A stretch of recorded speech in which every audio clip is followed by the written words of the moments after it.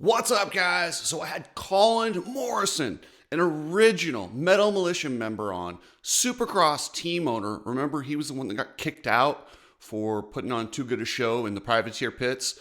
That's Colin Scummy Morrison. But he doesn't go by Scummy anymore. He goes by Colin. Anyway, he talked about addiction, his addiction. He was incredibly candid. Such a great interview. Let me read through the sponsors real quick. Nano-Extreme. Go to this website, click the link. As of this video, March 13th, no more emails to me.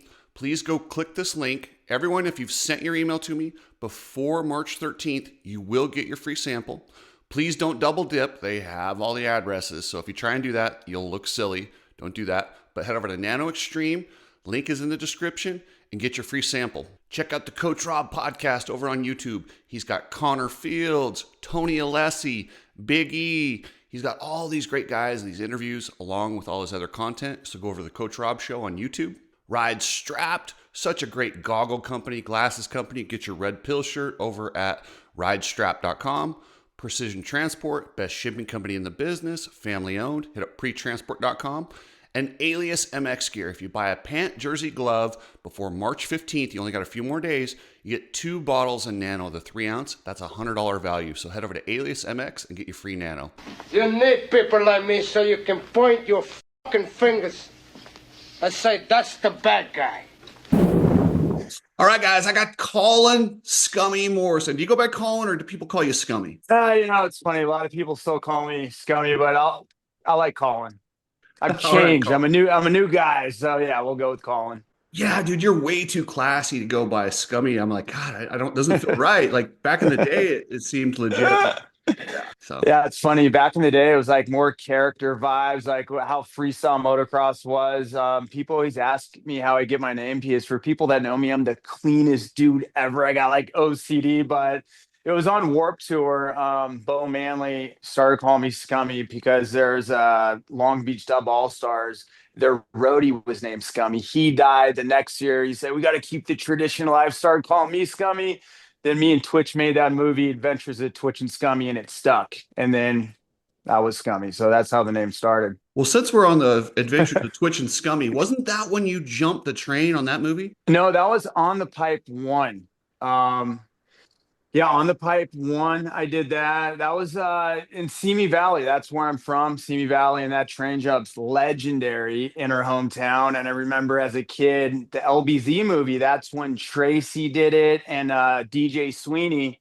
And I saw it every day. And then I just remember one day I'm like, I'm gonna go shovel that thing, brought all my buddies, and we just did it. It was that was cool. Just claim it in the hometown. So that was rad. That's funny because I used to ride with DB back in the day, and they are DJ Sweeney and DJ, yeah. yeah, DJ, and he was telling me about that train jump. And then when I saw it on the original Chrome, I was in the original Chrome. Oh, you were? Yeah, they came when they did that Dune trip. I rode with Turtle, Trigger, and DJ out at Little Sahara. Dude, that is sick. Yeah. Yeah. Oh, I mean, that movie started my life, man. That was such a rad movie. I heard Turtle passed away. I haven't heard that name in a very long time. He was really cool back in the day. Yeah, those guys were a lot of fun. They definitely lived a different lifestyle. And in fact, that brings me to where we're at today. It's very likely that you wouldn't have been here considering the lifestyle you were on. Yeah, for sure. I mean, it's crazy because I process this in rehab. I've been to rehab a couple times trying to get my life back on track. And I had such a good childhood. I grew up in Moore Park, California. I mean, I wasn't grown up that way. To go down the line of drugs I got addicted to, that wasn't part of me and like how my parents raised me. And I was a good kid, started racing, got my first dirt bike at 12, went to the local tracks with my dad every weekend, and it was so family friendly. And then I remember at Star West, I saw my childhood hero, Seth Enslow. He was filming with Krusty. They saw me going for some big jumps at that track, doing tricks, and they invited me on their first tour, film tour, just to film for Krusty. And it was the biggest thing ever.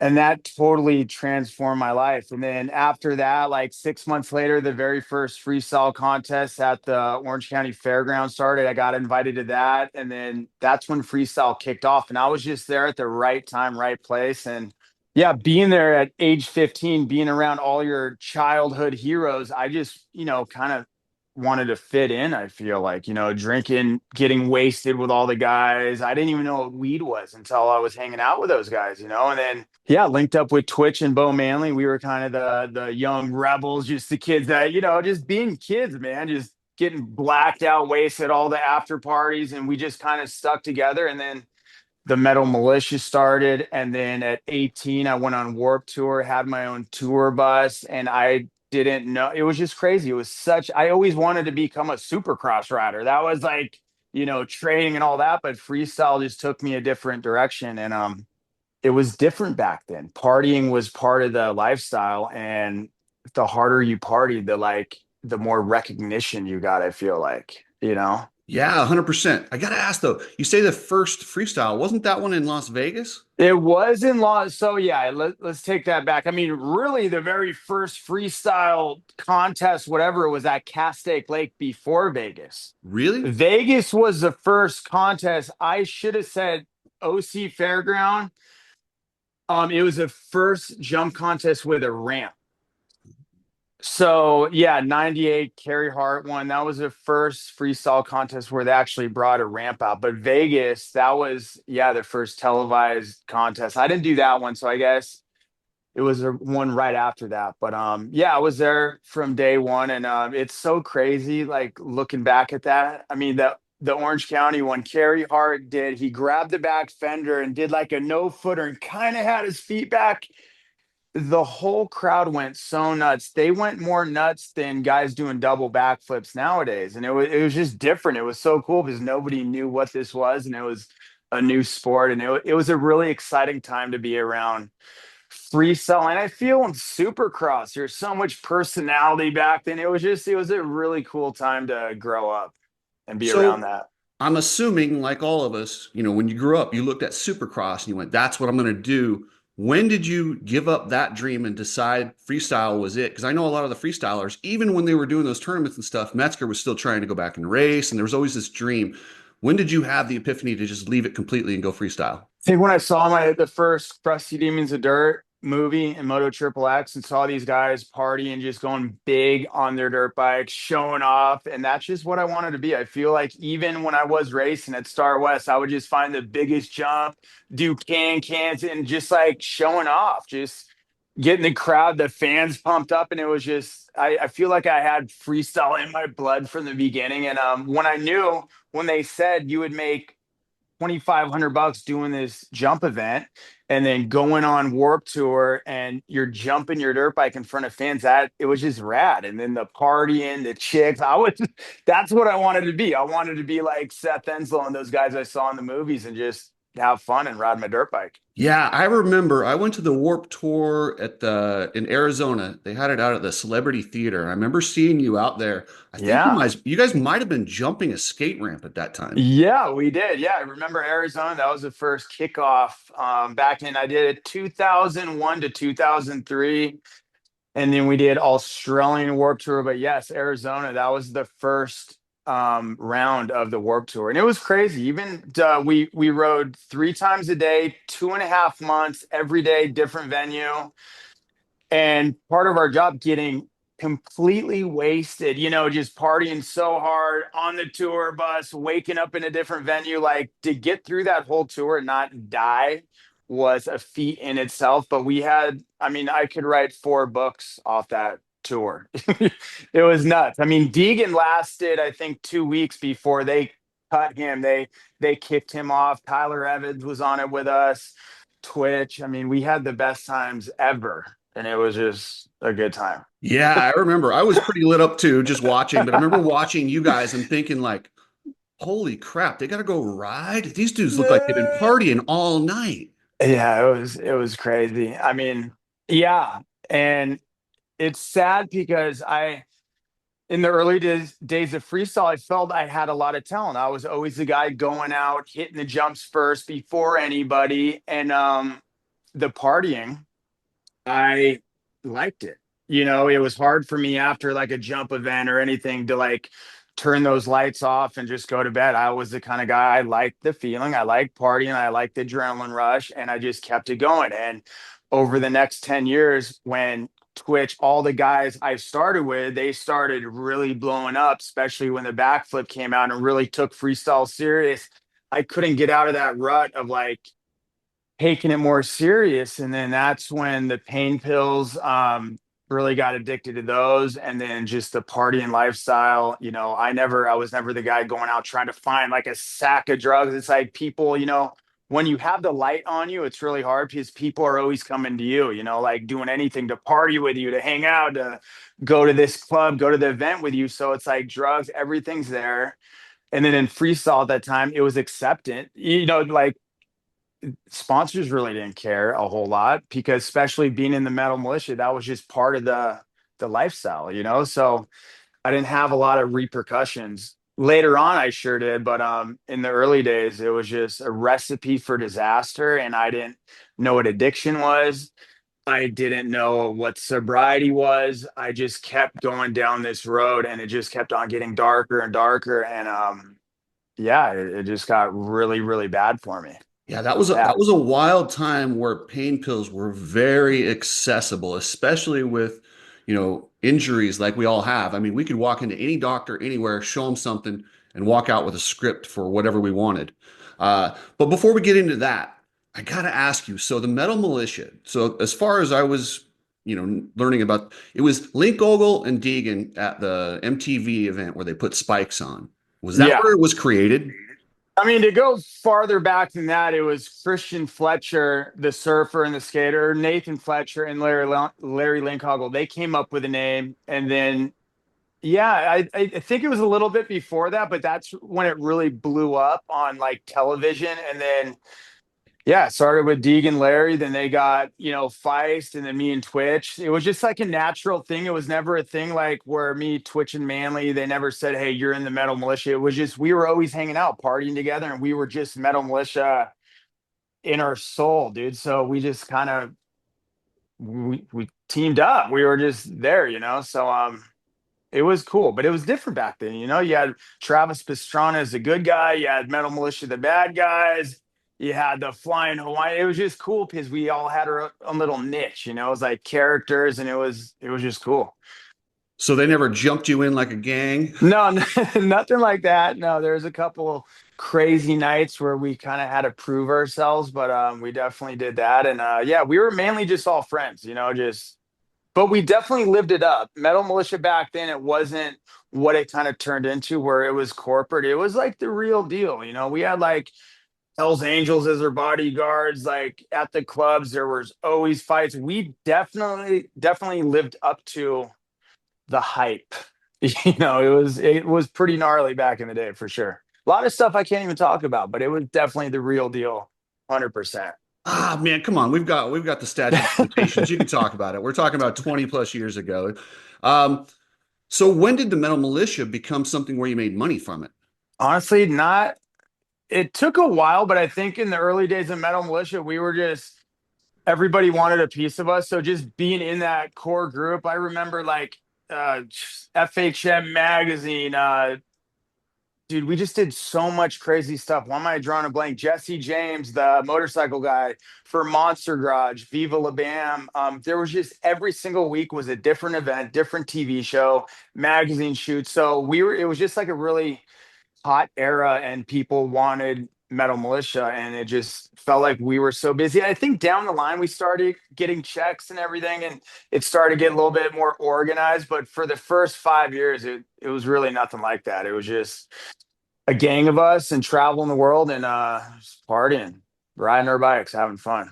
So the reputation, just by being that guy, you could probably charge more for, an appearance or a demo, right?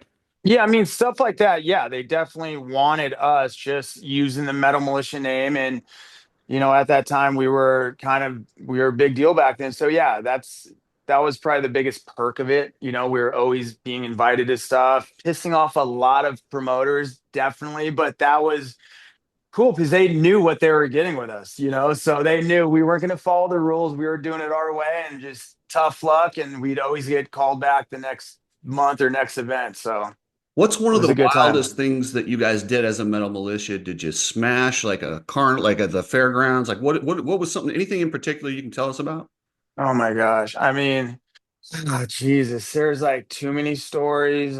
We can You come, know, we like can, I know Warp Tour was a big one. Like, dude, just I think Brian Deegan literally lasted a couple weeks. I mean, I remember one time just heating up. I don't know how I got to this point, but heating up burritos in our bus, and then he was going around to every other tour bus and just shoving burritos in every VCR player around the bus. He wanted to beat up the guy from Flogging Molly, just getting in fights with everybody. Tyler Evans, I forgot what he did, but I know he got arrested on Warp Tour.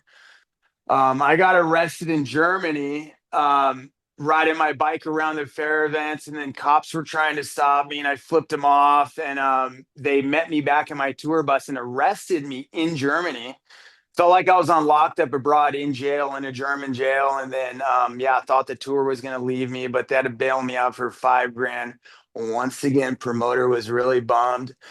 Um, and yeah, geez, just I know, like I said, when we get off this conversation, I'm gonna have a million stories, but it was a really cool time, because we were like the real deal. In the early days, it was like a band of brothers. We had each other's back. I feel down the road when it really got really corporate and big, I feel like that kind of fizzled out. And then when the backflip came and a lot of guys that weren't doing the backflip, that kind of fizzled a lot of things out. And yeah, a lot of guys went down a really dark path after that. Tyler Evans, he was my best friend. He was all our best friends. And, I remember one night, uh, he took way too much, just to say, like way too much ecstasy. And I think like he was never the same after that. He really was never the same after that. And that just took him down a whole dark path, after that, trying to find himself. Who is he if he's not a dirt bike rider? He was like in the WWF, and he was trying to be the game's bodyguard. And then, yeah, it just got dark for him until he committed suicide. And then there's a lot of death in the metal militia. Jeremy Lusk, Ox, Chris Ackerman. We were on a film trip with him in Dumont Dunes, and he got paralyzed in front of all of us.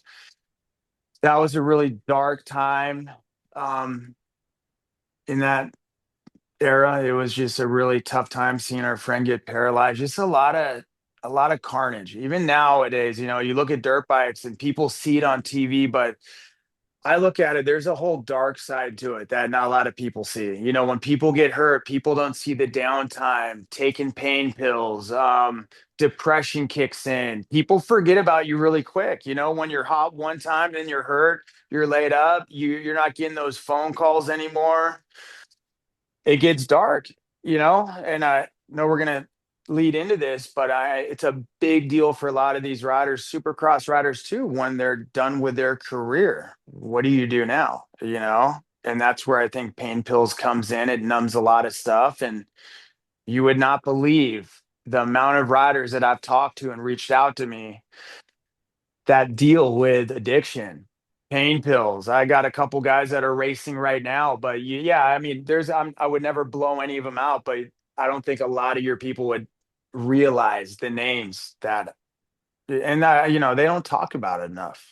I don't see it a lot, and there's not enough awareness of drug addiction and pill addiction. Because, like I said, I went down this really niche thing, being in the metal militia at age 18, getting paid to do this stuff. It was like a very, fantasy lifestyle, and I never even knew a life after. I thought this was going to be like this forever, and then when the real world hits you, it's a big pill to swallow. And then, for all these top supercross riders, freestyle riders, it's this rock star lifestyle until it isn't. And then what do you do? Because all you know is how to ride a dirt bike. And then life is way gnarlier than dirt bikes and like the bubble of motocross. Life is the real deal. Wow, yeah, that is the identity. You lose your identity and you have to almost start life over again, and you're almost at a deficit to all these people who have been working on life skills, and then all of a sudden you have to jump in at 30 with a broken body. It's tough, man. It really is.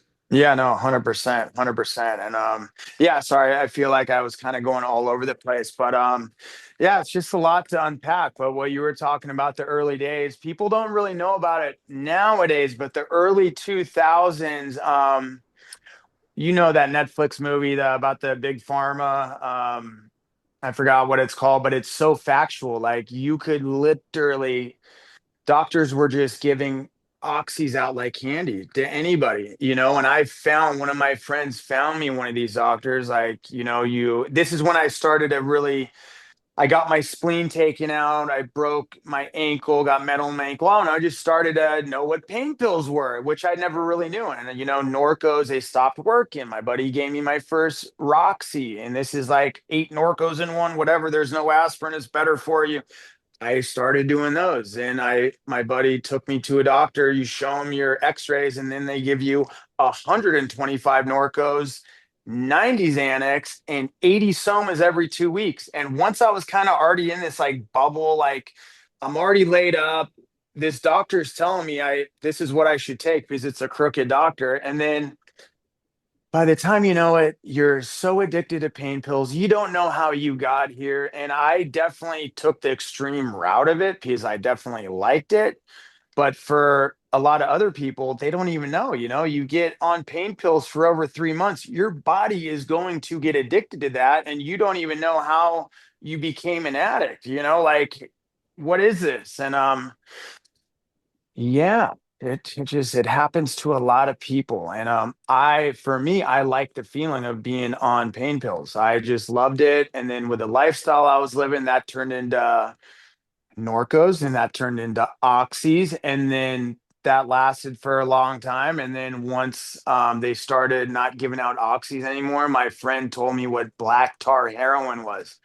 To say the word heroin, like I was not born like this. I mean, I wasn't raised like this. That word is so scary, but when you're really in the thick of it, and I tried it, I'm like, wow, this is like not what I thought. It's just like taking a Norco.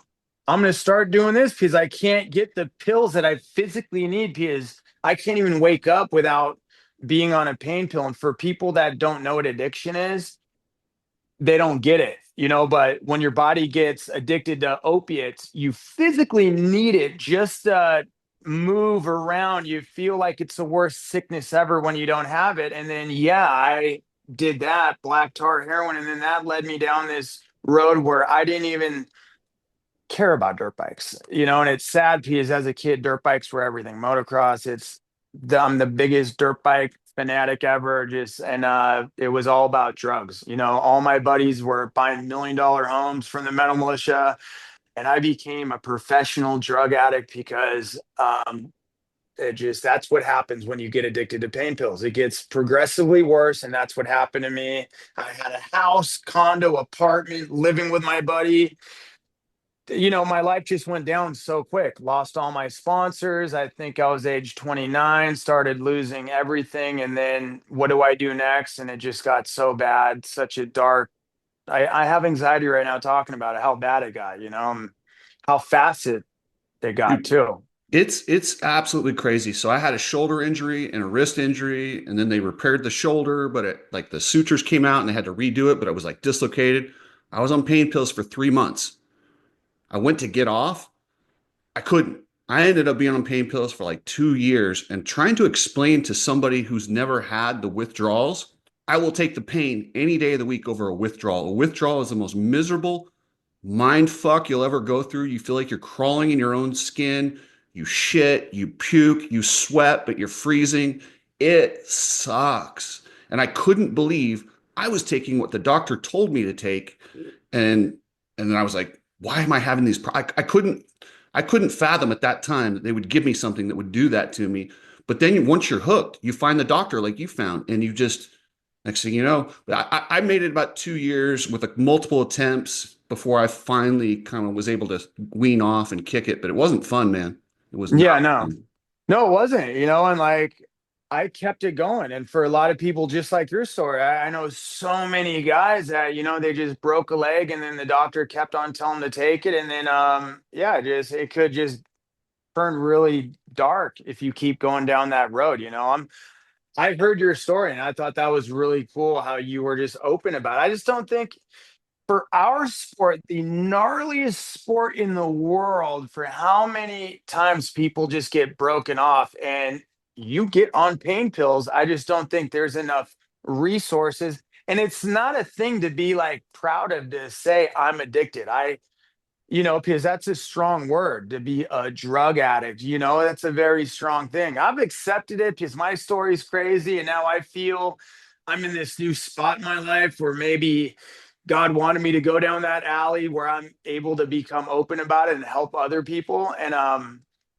But yeah, it it can get dark. And I got lucky that I didn't die because nowadays it's so much different from back in the day when we're talking about, because now you might take a Norco that one of your buddies gives you and it's laced with fentanyl and you die. It's so different nowadays. But yeah, it's sad. There's a lot of good guys in our sport that have went down that road and did not survive. I know we just lost Mike Healy, which I was talking to him for a while, to he was always so proud when he had like a month or two of sobriety. We were talking and yeah, lost him. My other good friend RJ Thompson, he didn't die from addiction, but he dealt with addiction and then just turned into depression, committed suicide. Tyler Evans. I mean, there's a list, and it's sad because I feel like your ego, you don't want to come clean for help because it's a big thing. I held it in for a long time before I actually admitted I needed help, you know, It's embarrassing because very we're embarrassing. these guys that take risks and do things, and obviously not I didn't on the same level as you, but you don't want to admit these. When you look at drug addicts and you say, "Oh my God, that guy's on heroin, crackhead," and you just like dismiss it. You don't want to realize, holy crap, I'm there. That's me now. And I'm that guy acting weird. I'm that guy out of my head on drugs. And it's crazy. And the thing about pain pills too is not only the physical addiction. What I found is after, a couple months, wait a second, I could just take a pain pill when my wife's yelling at me and it doesn't bother me. And I got mentally addicted. And I had a backup of like emotional issues I had to deal with after I got off them because they don't go anywhere. They just store up and you have all this shit that you gotta deal with, and it hits you as soon as you're clean. You're like, oh my god! And did you have that? I mean, I think I was just trying to run from so many issues. When it got really dark for me, it was just seeing all my friends, all the guys I grew up riding with really achieve the next step in riding. And I just wasn't going there. I just kept on going down this road and just, what am I going to do next? I lived this lifestyle so hard, like tattoos everywhere. Just, I'm this guy. Like, what do I do next? I dropped out of school 10th grade because I was traveling the world because, living my childhood dream. That's all I know is dirt bikes. And anybody in motocross, when you are doing it as a profession, that's all you do. You're not really, you don't have a backup plan. And I never had a backup plan. And I think it's so important because the percentage of people that make it in motocross, freestyle motocross, supercross, it's such 1%. And then what do you do if you don't make it and you spent your whole younger life, trying to achieve this goal? It's a really scary thing when you got to accept that and you're living this lifestyle like a rock star. Everybody wants you, and then one day no phone calls, and you got to figure out how to get a 9 to 5 job when you didn't go to college, you have no resume. What do you do? It's a very, very hard pill to swallow. So what was your bottom that actually got you to get clean? It was a big bottom. So not a lot of people get, because I know this is a motocross podcast, and I talk about this a lot in sobriety. I do a lot of stuff for sobriety and stuff, but it got so bad for me that I lost everything from drugs. I couldn't even get opiates anymore because I had no money, had nothing, and I got addicted to dust off for like a month. And that's the stuff. I sought an intervention where I was like tripping, like, what is it? What's this guy doing? I remember talking shit like how, and I remember I got addicted to it because I was such at a low spot in my life. I just wanted to die. Like, I forgot who I was. I had no hope for life. Drugs ruined my life. They took everything from me, and I was puffing dust off. And when I did it, I forgot about all my issues in life. Forgot about everything because I was too weak to say I needed help, to reach out to anybody. I was so embarrassed, and this numbed everything where I didn't have to deal with anything. I know it sounds weird, but yeah, that's how low drugs got me. I got a DUI, and I was living in Temecula with all the guys, and then yeah, I finally just reached out to my dad because my family lives 2 hours away, and I was always, as an addict, you're always lying. That's like you become a professional liar, saying, I'm good, I'm not on drugs, and it's just that's your life. And I finally admitted that I just want to die. I need help, and I went to rehab the next week, and it was the best thing I could have ever done. You know, Now, with me, it took me multiple attempts. I didn't get it on the first try. Did you get it on the first try after rehab? No, I lasted. So it was crazy because the first time in rehab, I came out and it really felt like I was reborn again because I realized I have not been sober in 10 years. I mean, at the age of 16, and it wasn't like getting wasted every day, but always on something, smoking weed, drinking pills. I've never been sober, never had one day of sobriety, I don't think. And everything was so amazing for me. It was like I was reborn, man. It was just riding the pink cloud, but my ego was so big. It's how good I felt being sober. I'm like, I'm not gonna go. There's no way. How could people go to rehab and relapse again? How could you even do that?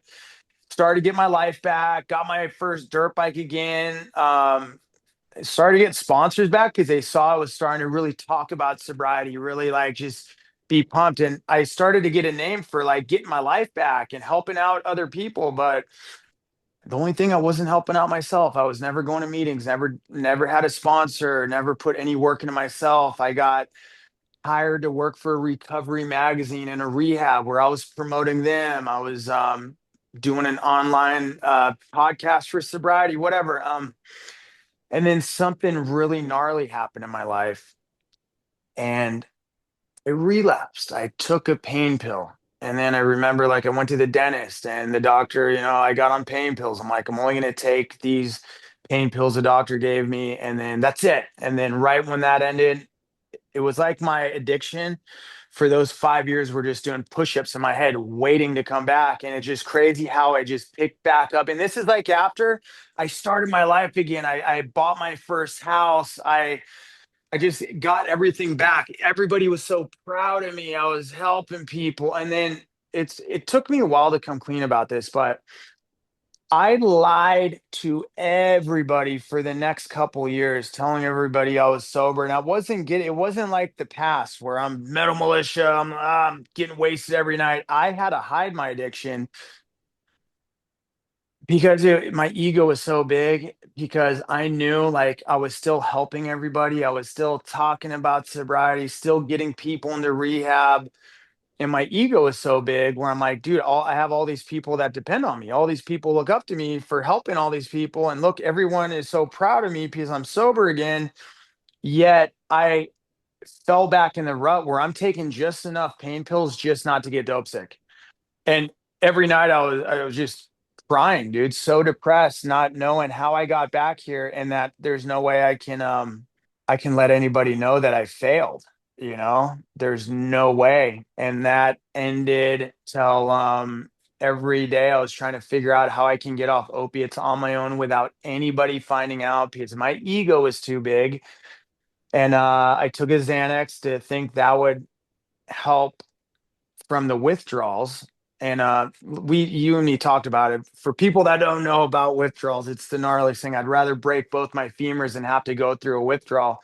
And it was just a really gnarly every night, just crying, just trying to figure it out, so depressed. And I took a Xanax one day before work and I woke up in jail. I got a DUI.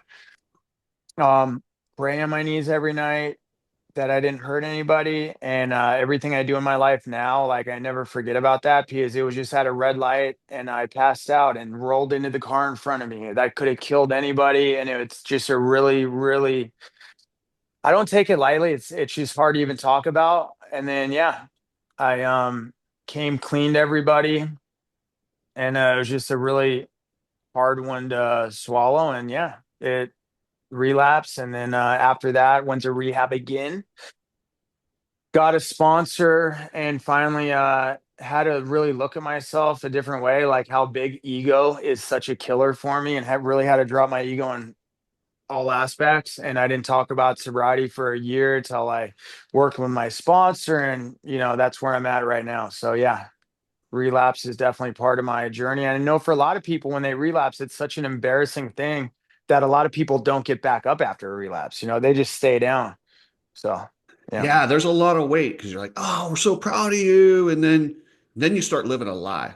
Everyone who's been through this knows it's brutal, man. But I didn't become free until I just went, you know what? I'm just going to let people know. And you lose some people judge you, but those people, they're probably not people you want in your life anyway. So exactly. you just, you are who you are, and if you're open, screw it. So. No, exactly. And that's like where I'm at now. I'm just very open. I speak very openly about my relapses, because that was just part of my story. I learned so much and just crazy my whole life. Where I'm at now, and I just really I love helping people. I really like, after helping myself. That's one thing I learned in my relapse. You got to help yourself first before giving back. And now I really just love talking about it. Whether people can judge me, I don't care. But there's a lot of people that need to hear it, because it's a very shameful thing to no, shit. I broke my leg 2 months ago, and now I'm addicted to pain pills. I don't know how I got here, because I think a definition of a drug addict is, the homeless guys probably looks like me, all tatted up, mohawk. Who knows? I don't. But it's just a lot of people. They just can't fathom that they turned into a drug addict, and it can happen that quick.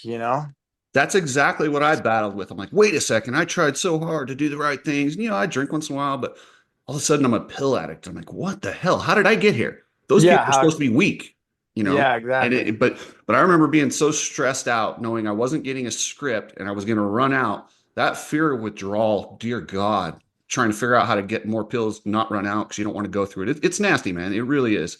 So let's go. Now you're clean the second time. How old are you? Are you still doing freestyle shows? What are you doing No for a living? way. No, I'm 42 now. 10 years ago, my dad had a fire extinguisher company since the 80s, and he got stage 4 cancer. And then I had to like get licensed and help save the business. And never that was never part of the plan. And I fell in love with it. And after that, he saw how good I was doing, gave me that business. So now service fire extinguishers. It's a great gig. I'm my own boss, make my own hours, great money. Grew double the business since I had it. And take a lot of pride and joy in that, because it's, keeping it in the family. And I do that, work for a recovery center, giving back, trying to help people get into rehab if they are sick and tired of addiction and want to change their life around. I really help bridge that gap. Um, and yeah, I just ride for fun, love it. Ride mountain bikes, dirt bikes. I mean, dirt bikes are still my number one thing. Fell in love with surfing. Last couple of years, been surfing. I was in love with doing my Supercross team. Been doing that for the last 8 years, which I know I was kind of didn't know where I wanted to go with this when you did that story. I was kind of nervous, but then after you said, I'm like, dude, you said it so good, and it's a really sad thing, because I feel like everything I did was all for a really good cause, and it was just for me the love of Supercross, the love of motocross, helping out people. Yeah, I've been doing it. I don't know. Let's kind of dive into it. Been doing Yeah, it for yeah. Well, I wasn't sure if you wanted to go there or not because I mean we kind of yeah. covered it. But what pissed me off so bad is you and I, we love this sport. We've grown up with this sport. This is our identity. We're not racers or freestylers anymore, but we still love it. And I want to help these guys coming to the next level and make sure they can avoid some of the pitfalls and help them. And it's a community. And to see you out there bringing light to a situation that they can say it or not, but I know there's people in the pits right now that are dealing with issues. And for you to be there to take the stigma off and say, hey, guess what? I'm a Metal Militia member. I'm Colin Morrison. I'm a bad motherfucker, but I had issues too. And I'm here and it's cool. Let's help out. Let's get going back on life. And for them to cut you and shut you down the way they did was absolutely unforgivable. I mean, it pissed me off so bad. I'm sure it pissed you off too. And what Big, they don't big know is time. you're not making a living with your team. This is a side project. You make your living with fire extinguishers. This is just something you were doing for fun, right? Yeah, 100%. Been doing it for 8 years. They don't know all the fans, how many people would come up to me and talk about sobriety because they knew my story. I mean, all the people we were helping, and everybody knew our team was for the kids. Dude, I had one year had Unwritten Law, Scott Russo from Unwritten Law play, always have live music. And for 7 years, they never cared. We'd always have live music, had the kid on the ukulele play. They used him for Supercross Live one year. And yeah, we were just giving back. I'd raise money, pass out stuff that sponsors would give me, throw it out to the kids. We'd only hook up the kids. We do raffles. Chance Blackburn one year, his bike got stolen. We raised like $600 for him. All the money we were don't raffling off stuff, $5 for a ticket, but all this money I'd give to Chance Blackburn. We raised money for Russ, my buddy Russ, who's in a wheelchair, hooked him up. Another race, we gave money to the privateers, like I did this all on my own. The team came from me. My buddy had a trailer. I would raise money from all my sponsors. I'd raise 65,000 bucks, pay the semi driver. It cost $10,000 for the wrap, just a lot of money. Then I'd pay Nagy and Greco. I mean, one year I had Bobby Piazza. I helped out. Dude, I helped out a lot of guys, dude. Stank Dog. I'm drawing a blank, but I would just help out the underdogs and I would pay them, get them bike parts, race gas. So it wasn't just there to be like, hey, look at me. I'm helping out the guys. The privateer pits suck. Nothing is going on. So we brought so much. Everybody loved. I mean, sometimes we had more people at our team than some of the factory teams, but we were there for a good cause. And yeah, it just sucks the way it went down. I know I wasn't following the rules, but every year they would always walk past us when they saw like the Caleb playing on the ukulele. They're like, "Oh no, that's cool. Just bring it back a little bit." We're like, "Yeah, no worries." We barbecue, give out, barbecued food for everybody. They never cared for 8 years. They just came down on me hard this year, and yeah. So I don't Was know, was man. there was there a particular incident that set it off? Did you say the wrong thing to the wrong person? No, I mean, it was me 100% on what happened. So I can't blame them because for the most part, they were really cool with everything we did because they knew we were definitely pushing the envelope, having live music, throwing stuff out.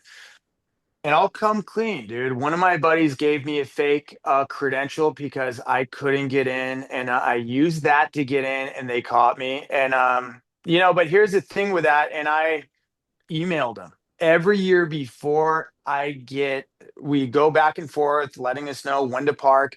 I write him every year. How do I get a packet of passes? I don't care if they're passes for the races. I just need to get my crew. I have four guys into the pits, the guys setting up, the barbecue guys. How do I get these guys in? Because they gave me $10,000 to sponsor my team. I can't have like, yeah, you got to spend another $150 on tickets because I know all the other teams in the pits, they have some sort of packet where they get wristbands. They get their crew guys. I need 5 wristbands, whatever, to get into the race. Not into the race, just to get into the pit so we can take down our team after the races and set up. That's all we need. They never helped me. They said, you got to get them at full price. And it was just, dude, I don't know, whatever. I thought it was bullshit. So I used my buddy's fake credential and they caught me. Big deal. I'm used to But bigger stuff than that. let's go back to the origin of that. A team owner had to use a fake credential to get to his own truck at the Yeah. Supercross, and that's what you got in trouble for. That's ridiculous. That they should have went. Oh, Colin, don't do this. Go ahead and let you back Yeah. in the pits. Like, No, you would think, but the thing is, I know a lot of people, they're going to be, well, yeah, of course you're going to get kicked out. They don't know how many emails, how many times I went up to them. Who can I get a 50% off? I don't know, because I know every other team in that pit, they have some sort of packet to get their crew members in and out of the pits. And I ask for that every year. And I have emails showing the paragraphs writing, how can I get a packet? I had to raise over $60,000 on my own, and I'm just helping out a couple privateer guys, and all we're doing is making such a rad environment in the privateer pits in the way back where they put us. We have so many people coming there to see us, and I don't know, you guys claim party in the pits. Well, we're party in the pits, and dude, there's no alcohol, we're a family friendly, we pump up sobriety, we give back, we're helping out privateers, hooking up the kids, and so that's where I get bumped, is we were there for a really good cause. And all the fans know it. They would come specifically to come by our team to have a good time. So, I know I have a lot of people on my side about this, and yeah, it sucks. But after the credential thing, that's when they really they shut me down. And it wasn't just for that. They gave me a list. They said, you had the kid ukulele play, you're throwing out product, you're giving out free samples from the barbecue. But the thing is, that's confusing. I did this for 7 years before that. They never said anything about it. And then, yeah, 2 years. Yeah, it sucked. So it And was a what bummer. and what blew me away too is they get such a boner for celebrities showing up at these events, and they're trying to get these influencers. Dude, you had so many big name people come by We your had everybody. We had everybody wanted to be at our team. That's what sucks. And we were always, yeah, doing cool videos, doing cool content, nothing out of the line, nothing, it was all G rated, just fun stuff. And yeah, I don't know. And they were just kind of there. Yeah, they were dicks to me at the end. And I tried in any way, tried to apologize, showed them like the emails. I protested, I hit them back. I sent them the email that I had. Like, I tried so many times to get some sort of a packet, credentials, anything. And I couldn't even pay to get a credential for myself, no matter what. Like, I couldn't get a credential because I wanted one. I had the money to buy a credential for myself. There was no option for that. So I didn't have a shot at it. So I did it my way, just because I didn't want to spend $150 for me and my wife to get into the races where I'm there to, like, I don't know, it just felt weird. Like, I don't know. to I go feel to like, your truck for your team, which is absolutely bananas. Could you imagine yeah, them doing that to one of the other teams, the big n- teams?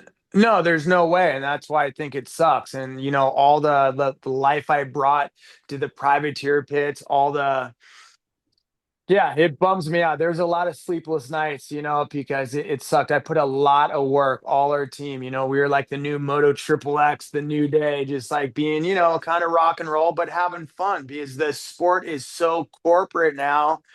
No one really has fun, and it's just not kind of how it used to be. But it's like we were it was like the new age, because it was all for good causes. There was no, I don't know. It's a It's sore subject, and I'm glad you're shedding light on that and a lot of things that a lot of people need to hear, man. It's really refreshing. Yeah, well, I mean, it's crazy. They're circus promoters. They do not understand our lifestyle. They don't understand what drives us to do this. They just see a product and money and what can we squeeze out of these knuckleheads. And that's how they think of us. They clearly don't give a shit about what the cause is.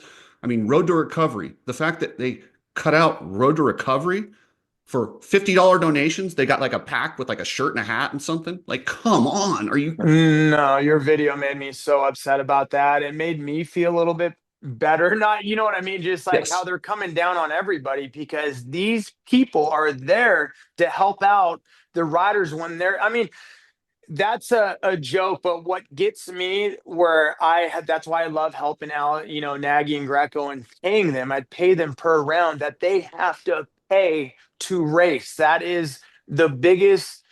I tell people that aren't motocross fans, they don't believe it. You mean these guys have to pay to race? And it's a lot of money. They don't just have to pay per race, but they have to do the registration, the AMA license. I think Nagy told me just registration, whatever, is like $850 plus 250. And then they're making like $1,200 to be in the top 40, to make the night show, being the top guy in the world, and you're making peanuts. They could give all the riders the hot dog money, and it would be quadruple the amount of money they're making. Yeah, it's a joke, man. And I'm a big fan of you and shedding light on this because I think a lot of people are scared to talk about it. Same thing with addiction. And because it's out there and there's a way out. And it's just, yeah, man. I love what you're doing. A lot of Let me respect for ask you. you this, and this drives me nuts because for these guys that go out there, risk their lives, take these risks, they're such badasses on dirt bikes. How have they not gotten together, or they just let these corporate people just bully them over? It blows me away. I'll be honest with you, a lot of them that won't speak up. I'm like, come on, how are you such a badass on the track, such a pussy off the track? Yeah, no, I talk about that a lot too. If they would all do a union, not show up for one race, they would quadruple their pay, in one race. And I remember the freestyle guys did that at Gravity Games in 2001 in Philly. We all started a union. I forgot who orchestrated it, but I think a couple guys, they didn't fall in line with it. So it kind of ruined the whole thing. But I remember in the early days, it was kind of the same deal, but it never went through. But yeah, if all the riders stuck together and just really did it, they would change the whole scope and make it better for all the riders because it's a joke right now for sure. Even see, I don't know that we'll ever get the riders together because they're young, they're living the dream. They're kind of where you were when you were 17. They just want to be a part of it. The team owners and the managers and the guys like Mitch Payton, Roger Yeah. DeCosta, they know better. They know what's going on, and they still are complicit, and they just let it happen, and it drives me fucking bananas. Yeah, no, it's crazy. I don't know what they could do, but it's all about money, Even how I got kicked out, it was all about money that we're giving away free product to kids, but seeing smiles on kids' faces, hooking them up because, it just everything's so expensive now. So to like get something free going to Supercross, it's a really big deal. And just because they weren't getting a little piece of it, I think that's ultimately why they shut us down, Oh, it's So 100% why. I mean, it's the yeah, same reason. Their merch sales are off this year, so number yeah, crunchers and Juliette Feld just took over, so she wants to show this big improvement because now she's at the helm. So what do? Jack up ticket prices, crank merchandise sales, and show her daddy that she can make money with the company. It's disgusting. it is disgusting. I mean, I remember tickets were like $150, but how do you do that when you have a family? It's crazy. Parking was like $60. It's just, yeah, it's sad. It's a really sad deal. And then not to pay the riders a little bit more, and then when they get hurt, what happens to them? They're on their own. It's a sad thing, and that's where I thought it was cool what I had going on just to be able to help out because who's going to help out an Alex Nag here, that the lower guys, like I'm paying them cash, putting them on a pedestal, trying to help out the underdogs, it's not it just yeah, it sucked. I just hard to believe they didn't see what I was doing. It was for a good cause, and Yeah, it's a it's bummer. disheartening. It is absolutely disheartening. But Yeah. let's go back to your career a little bit. I'm fascinated at how you turned freestyle. What when we grew up, it wasn't actually a career. Crusty Demons hits, and it was funny. I was bummed because I sold my bike and decided to go to college like a month before that Vegas freestyle competition. And I used to do a lot of that, like the arena crosses, and I beat Kerry Hart in one of the jump offs there. It was for crowd applause, and I ate shit, but Yeah. I still beat him. But I Yeah. was like, damn, I wanted to do it so bad. But then it turned into this whole sport, and you just rode that wave. Uh, what was the highlight of your career? No, it happened so fast because I remember one day I was racing Star West, the Saturday night races, and the next day I was on tour with Crusty Demons of Dirt. And then it happened so quick. It was like that contest. I did Warp Tour, San Francisco X Games. I got a bronze medal and step up in Philly. And then the backflip came in 2005, and then that's when it killed a lot of guys. A lot of guys fell off after the backflip came. I was, oh, it was so gnarly. I'm like, I'm not going to do that. I just did never saw myself doing a backflip. So I just kept on doing just enough to get through the next jump show. And this is when the partying really elevated. But I always loved going big, dude. So my name started to be known as the guy just going big. Get that big jump at Manny's house. It was in a lot of double spread ads. It's like a 230-foot jump. Got big. I was the first guy that did that. The train jump. I did a couple Evil Knievel shows, jumping just long distance, like a couple 250-foot jumps. So I was starting to go down that road, doing long distance stuff and just going big and just being the free ride guy, doing really big stuff. And yeah, it started to go good. But then yeah, my story, I just went down the alley of drugs. It just they took over me and it really took so much from me because I feel I could have went so much further in the career of motocross and it didn't. It just it's sad to say, but I don't have a whole lot of highlights, like X Games, traveling the world, being able to make a living riding my dirt bike, making a little name for myself. I mean, that was just from day one, that's always been a childhood dream. It was never to like win a race or get a gold medal. I just wanted to be like the guys in Krusty. So I never had too many goals. I was just pumped, metal militia, traveling, and I had the best times of my life. But yeah, drugs once again robbed everything from me and stole my identity. And it's sad. It's really Yeah, sad. it's sad, but dude, don't beat yourself up. Listen, your Yeah. motorcycle career was better than 99.9% of us that have done this. So even though I can tell you kind of like you're a little bit frustrated because you know what you Yeah. could have done, but you didn't do, you still did a lot, man. It's pretty badass. And I remember that spread from Manny's house, and that was everywhere. And I remember looking at that going, holy crap. Yeah, my days of even thinking of jumping are over. I'm not doing anything like that. That's too much. Yeah. Now we're talking about fatality if something happens, because that's a long ways.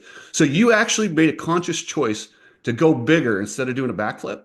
Yeah, I don't know. Long distance stuff like fifth gear, big jumps like that never really scared me. The backflip thing just looks so gnarly. And that's like when a time like I don't know, freestyle got really corporate where guys were like practicing their runs. And I don't know, for me, I just never fell in love with. I never wanted to be a competitive freestyle guy. I just wanted to be like the free rider and just, yeah, just go out and show off and just, I don't know, get chicks and ride my dirt bike. I don't know. It's just never a thing for me. So I just kept on going big, just wanted to be the Evil Knievel, the badass of motocross. And then yeah, I finally did.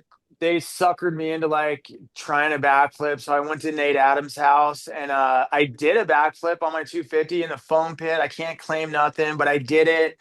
And then my last time I got stuck upside down and I'm really claustrophobic. And that was probably the scariest day of my life. Being in the foam pit upside down with a bike on you, you can't move in those foam pits. It's not what it looks like. It was the gnarliest thing ever. And then after that, I'm like, never doing it again. I'm going to stick to big jumps. And then yeah, I don't know. I just became a very high level professional partier, and that took me all the way till I hit a brick wall. And that's my story. Sad to say it, but you know. But you know what? I look at it. What if I did a backflip? What if I wanted to win freestyle contests and I get paralyzed doing a backflip? There's so many guys that are paralyzed now. And where I'm at in my life, I wouldn't trade it for anything. I feel like I'm the richest guy inside. It's not all about dirt bikes. I do anything that just makes me smile. Motocross shaped my life. Nothing will ever beat motocross, but I enjoy a lot of other things now and just waking up every day sober, having the wife of my dream, a career, and just being healthy at 42 and still being alive. Because in my early days, everybody thought Scummy would be the first guy that's gonna die and just not be here right now. So to kind of prove everybody wrong and to turn it around, that is my biggest accomplishment in life. To be clean and sober and really doing it this time is my biggest accomplishment. Well, that's awesome, dude. And I think that we're all supposed to take these certain routes. Like I don't think I was supposed to be a racer, and we get our different routes. Yeah. Route that you've taken to go, we need awareness of this in our sport. And I love that you're bringing it out there and you have nobody's going to say, oh, Colin Morrison, he's a pussy. Dude, just check that jump at Manny's. That's not a Yeah. pussy, but he had this issue too. So maybe you can deal with it. And I just appreciate that, man. I really do. I respect it. And I wish that they wouldn't have kicked you out of the pits because that's such a good method. But hey, I got to ask you about something else. There was a movie. I remember I laughed so hard. It's called Bro. Oh, don't say it, bro. Yeah, that was really bad. I want to apologize for all the motocross fans out there, we definitely put a bad name out there for everybody. Oh my gosh, dude. It was cool being in a movie with Danny Trejo, and they actually played it at a couple like AMC theaters, so kind of felt cool. But two guys from LA, they thought they're gonna make this dirt bike movie and make it totally cool. But right from the start, they're naming the movie, bro. They don't get it. They don't know. All the dirt bikes didn't. I think they used a lawnmower machine for like it was so lame. On set, I knew how lame it was. Oh my God. It was embarrassing. So yeah, nobody watch that movie, please. Yo, dude, man, I'm sorry for being late, man. Pull this shit again, and you're out of the fucking games. Oh, I watched it. It was funny. It was funny. I'm sorry.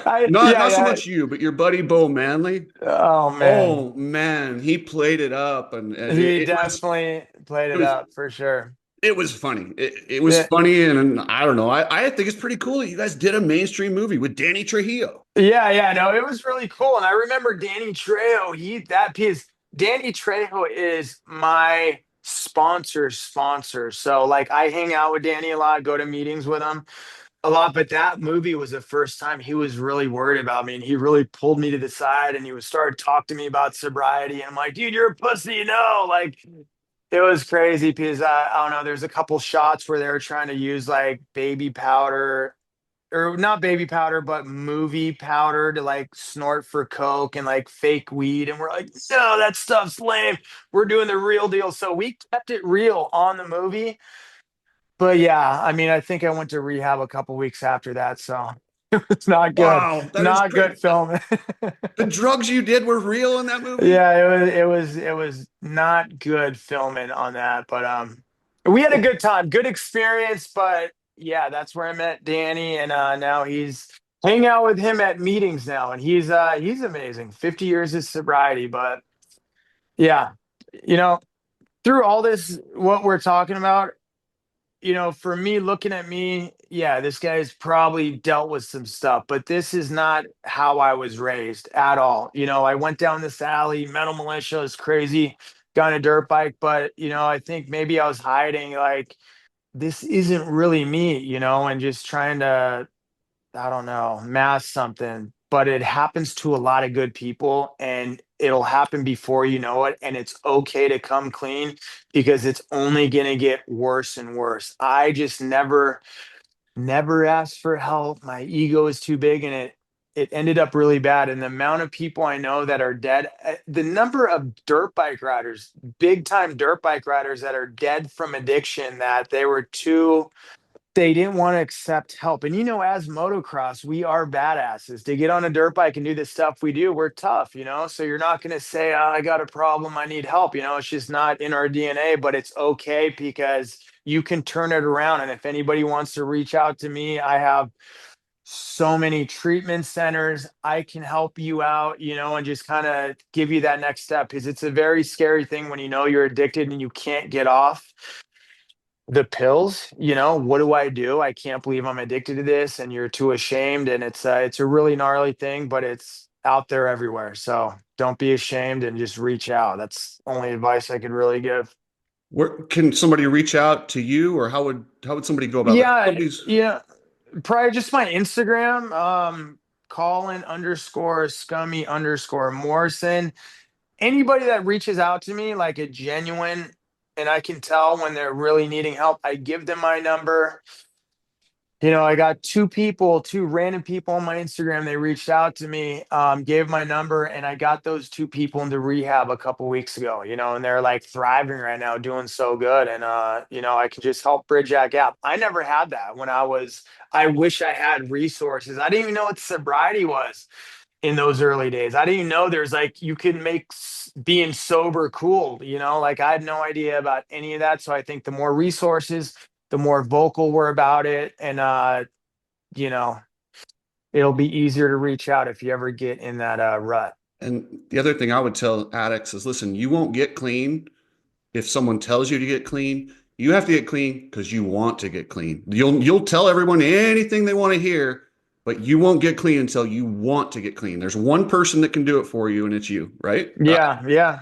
No, 100%. I see it all the time. People do it, please their wives or their loved ones, and they will always come right back out and relapse. I see it all the time. That's what I did. I kind of got clean just because I thought I had to, and I never did, and I never put any of the real work in because at the end of the day, you're taking all these pills. It's not it is and it isn't the pills. It's like you're masking stuff. For me, it was who am I outside of motocross? What am I going to do next? I can't imagine getting a normal 9 to 5. Just I was masking a lot of inner trauma that I had, and I never became open about it. So I really had to put a lot of work in, and finally did it. It took me more than once, but I did it. So Hey, and got to do it for yourself. you sent me some skivvy underwear and socks. By the way, thank you. Love that shit. Yeah. Oh my So God. that's Yeah. your No company? Like, worries. I know you got Yeah. the fire extinguisher. How big is Skivvy? Tell me about this company. We had it like 8 years ago. It's me, Byron, the drummer for Pennywise. Wee Man was a part owner in it one time. We really were going big with it. We had Tommy Lee from Molly Crew on it. Actually, we still send him stuff. And yeah, still going good. Skivvy.com. And yeah, just kind of a little side project we have. I'm always doing little side deals. But that's a big one of my companies, and yeah, really good underwear. But yeah, like I said, the main thing I love is waking up, having my own career where I don't have to kiss butt to any sponsors or have to go do events to like get paid. I make my own hours. I work for my money. I love it more than anything, and my life is just amazing. It's crazy where I am today. I could never have dreamt I'd be here. I'll be honest with you. If you showed me the movie Bro and told me this guy is going to be in your situation, I'd be like, no, that dude's not going to make it. Yeah, no way, no way, no way. But yeah, I appreciate I watch all your videos, and when you said you want to do something like this, I was really pumped because I'm a big fan of you. I know you get a lot of flack, but at the end of the day, all the stuff you're saying is pretty factual. And it's just I think a lot of people are scared to get up and speak the truth. And I respect what you're doing too, and the stuff you overcame too, because that's not easy, man. So proud of you, and have a lot of respect for you. So thank you for what you do for this. And I will point out the flack I get, it's only from a few people. The majority, Yeah, I would say, when I go to a race, almost everybody, even the riders, everybody's like, "Hey, Cooksey, what's happening?" It's only 100%. a few knuckleheads, but they try to make it seem like everybody's against me, which just isn't true. Yeah, I mean, same thing with the government and everything that's going on in the real world. Same bullshit, Yeah. dude. But keep doing what you're doing. I know that's a whole nother topic we can't get into, but I'm with you 100% on everything you believe in. You got it, brother. Anything else you want to get off your chest, or I'll let you go? Man, I think, no, sorry. I feel sometimes when I tell my story, I'm all over the place. So I hope it kind of made sense. But if you're out there dealing with addiction, don't be ashamed. Reach out to me, reach out to somebody, and there's a way out. There's definitely a way out. It's a very scary thing when you get stuck in that rut, but there's a way out, and I would love to help out in any way possible because being 100% clean and sober is actually the best life ever. At the time, you would never think like, how can you go out and not and be sober and have fun? But man, it's the best life ever, and Let me it's just that's it. let me ask you this, because I'll still drink once in a while, but I don't. But it was just I had like just a pill issue for a while. Mhm. What do you think about some people being able to partially do some stuff once in a while? No, if you can handle it and you can do it, dude, that's all for it. For me, I can, and I feel like for a lot of addicts, you can, but for me, I just work better on 100% nothing because I've done that. I've done like, all right, I'm gonna try and smoke weed here or there. Then I'll get sick of that. Then it'll elevate into the next thing. So for me personally, I feel 100% works for me. But if you can handle a beer here and there, handle whatever you're doing and you're good with it, you know, all the power to you. For me, I got to be 100% sober, but no, if it I works love for you, that. you got it. I Yeah. love that because I hate when people say, "Oh, there's just one way. They're all in or all out." And yeah, yeah, I like it. I like that you can customize that per person, but you got to be honest with yourself when you can't handle it. So, Yeah, no, 100%. I think, I get thing when people are preaching sobriety and like I'm sober all this. yeah, Yeah, I so forgot where I was you're going. all for people doing what they can handle and just kind of so there's not one set program for everybody. No, I think it's whatever you can handle, but if you're preaching, you're like really in recovery, going to meetings and really doing like sobriety and recovery, I feel it should be all or nothing. But if you can handle a drink here and there and it's not affecting you, then all the power to you, like I was saying. But I feel for the majority of like true addicts, it has to be nothing. I don't know. I've just seen it a lot. If you can handle a beer here and there, I have a lot of friends that can do it, and I think that's rad. I feel a lot of people, they start with that and it always ends up going to that next step and then falling right back into that hole they were in. So, yeah, for me, I can't do it, but if you can handle it, you got it.